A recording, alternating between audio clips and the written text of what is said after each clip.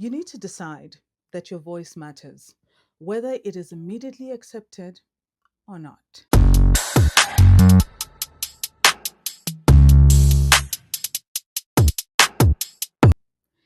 You didn't hear me say you need to be told that your voice matters, right?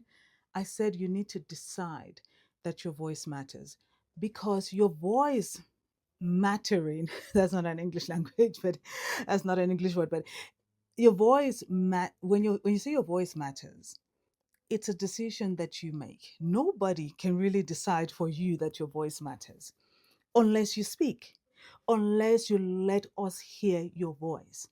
If you don't say what you want to say, if you don't present yourself the way you want to be seen, if you don't give us your opinions, if you don't tell us that vision, that mission, that burning desire, that purpose you have in your heart, how are we going to know? This thing of silence when you are in the midst of certain people, and especially when it comes to women. This particular quote is one that I made in my book, Hear Me Out: The Audacity to Lead as an African Woman.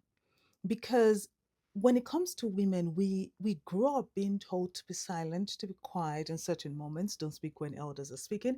And this is, children generally, African children are raised that way. But girls in particularly are made to keep quiet more. So don't speak when elders are speaking. Let the boys go first, let the boys speak first, and then we'll come to you. And when you grow up that way, you tend to then measure what number in the line your voice is, because then your voice is not number one. Your voice is not first, it's not considered first. And by the time you go through life, you get married, you then get in a situation where, again, your voice is not really relevant in the bigger scheme of things, because now you are supposed to play second fiddle to someone else's vision. And hey, don't even bother having a vision because it doesn't matter. These are the things that are conditioned into us. These are the ideas, the perspective that we're supposed to live by.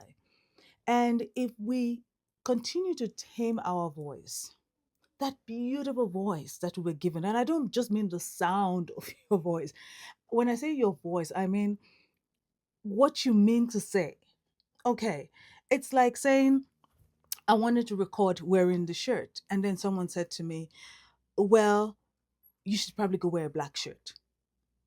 My voice, my opinion was to wear this shirt. And then because somebody else said it to me, because I'm not confident in my own voice, not because they justified why I should wear the black shirt. They didn't even tell me because something is wrong with this shirt. They didn't tell me maybe the black shirt looks better on me. They just say, you should wear the black shirt. And then because I don't trust I don't have enough confidence in my voice and my opinion, in my ability to choose, I take this shirt off and I wear the black one. But this shirt is what I wanted to wear all the whole time. And that's the thing about voice, having your own voice. You want to do a business, but you cannot do the business because you want somebody else to validate it. You want your husband to validate it, your father to validate it, your elders, your church to validate it before you even do it.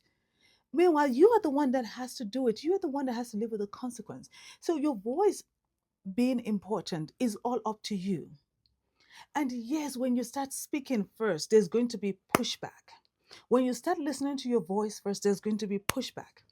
When I started listening to my voice and started putting my voice before the voice of others in my own life, because people tend to, what I don't understand sometimes is how someone can be offended that you didn't listen to their voice and you didn't put their voice over your voice. Like, it is so crazy. And listen, these days I use the word crazy a lot because there's some things I just find to be crazy, absolutely crazy. It's better than using some other other choice words. So I tend to use crazy too, but you can fill in the blanks with your own words. But I find it ridiculous. That's another word, that somebody will get offended that you did not place their voice higher than your voice. You did not rank their opinion higher than your opinion. And when I started to evolve and get into my own space and started to respect my own voice, because I have to respect my own voice, the moment the decision to own my voice, the decision that my voice will be heard, has to come from a place of respect, that I respect myself, I respect my voice, I know what I have inside of me. And the moment I started to elevate that voice and start to quieten the voices of other people, like other people started taking second, third, fourth, fifth, like just rank them below my own voice, they started to get offended. And some people say, so, some will say, yeah, but you don't listen to my advice. And I ask, but why do I have to listen to your advice? Why do I have to take your advice? What is so important about your advice that I need to rank it above mine when I know that that advice you're giving me is not in my best interest? You see, this is the thing with trusting your own voice. When you trust your own voice, when you elevate your own voice, you start to respect the wisdom in your own voice, and you start to recognize when someone else's advice is not the best for you. This is not me saying don't listen to other people's advice. Like, listen, we take people's advice all the time. We listen to other people's opinions, because if we stay in our head all the time, we'll confuse ourselves, and we'll even lie to ourselves. So when we welcome other people's opinion and advice, it helps us um, become better versions of ourselves. But to be able to take somebody's advice better, you need to know yourself. So that way you do what is ultimately good for you. Okay, this is not about religion. This is not about spirituality. So let's not go into that whole sphere. I'm talking about you as a person, you as an individual, you as a woman or a man.